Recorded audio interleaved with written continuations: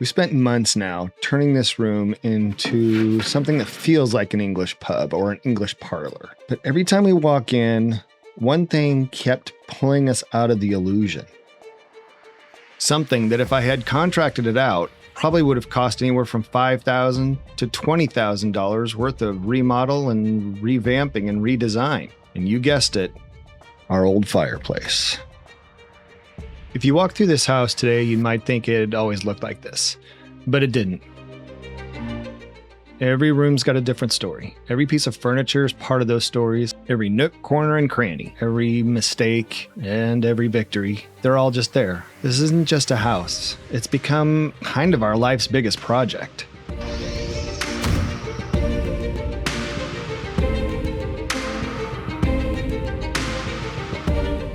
If you've been following the Wilmington House, you know we've been slowly transforming what we call the Buffalo Room into something that feels more like a family museum.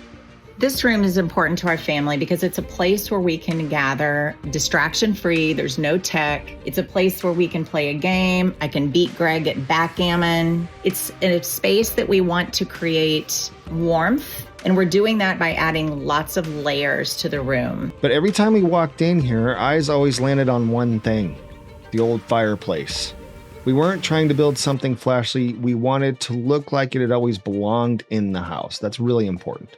And it's important that we do this now because Christmas is upon us in just a few short months. It's where we put our Christmas tree. We gather around as a family and celebrate just being together. The pecan mantel had become a center point of the room. The challenge was finding a way to make the fireplace support it instead of competing with it.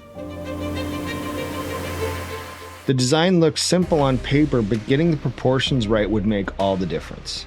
Wood selection is really important, and we want white oak and walnut to be featured on this piece. I'm out of pecan wood, so that's really not an option. So let's go with other traditional hardwoods that I think, once treated correctly, are going to look much better and will match right in with the pecan.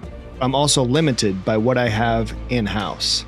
I have a bunch of offcuts. I have some big pieces of white oak, and I have one piece of walnut, all of which come from offcuts of other projects and things that I've gotten from other woodworkers that they were just going to throw out. So here's what I'm thinking. 2 columns of white oak, each to support the mantel. Then we'll do white oak stretchers here and here, along with a walnut ornamental piece with a little bit of trim on it just to give it a little extra character.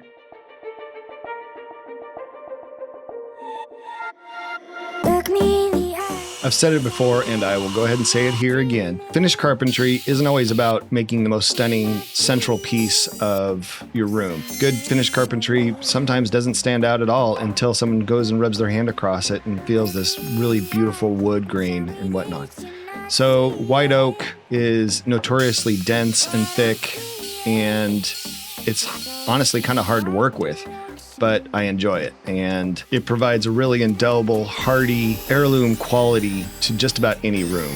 And walnut, of course, being a little bit softer, a little bit easier to work with, is also really a characterful type of wood that everybody seems to enjoy, and it looks fantastic.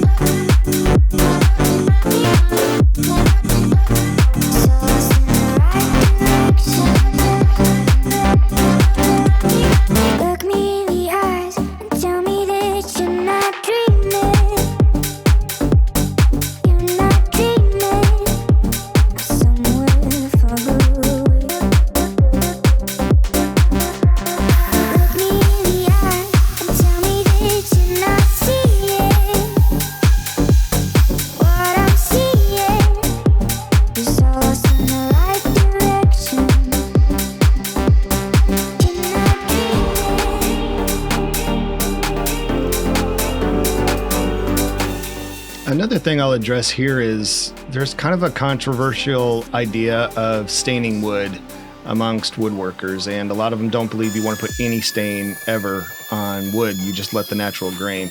But the fact of the matter is, I really need this to blend together well. The white oak obviously is going to take a dark walnut stain here, and then I had to tape off the walnut because I don't want the stain on there.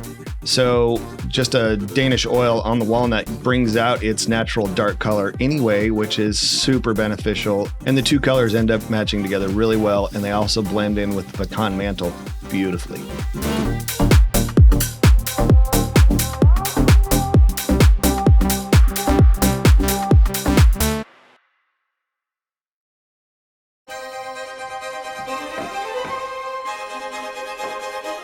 As a little bit of a bonus, we wanted to add a little more visual height to this whole mantle. So 2 shelves just above the main mantle seemed to make sense. I had a good chunk of walnut, and so I'm going to mill that into 2 small shelves that can hold books or whatever.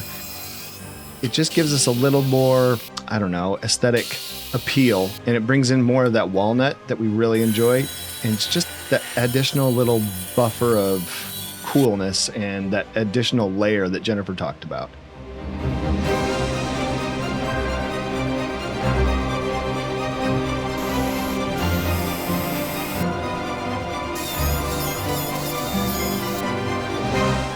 Jennifer had these 2 old bookends that are solid brass, and she said, could we make those into corbels? I said, you know what, I think we can. I can basically wrap the wood around it. They don't really have holes, so they're really just an aesthetic sort of thing. So I'll use pocket holes to mount the shelves right against the wall.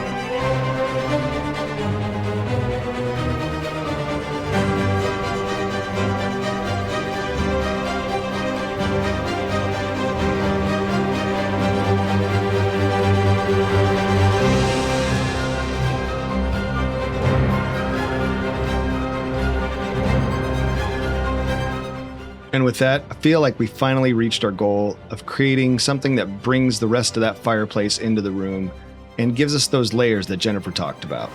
Very happy with it, and now we can move on to the next project here at the Wilmington House.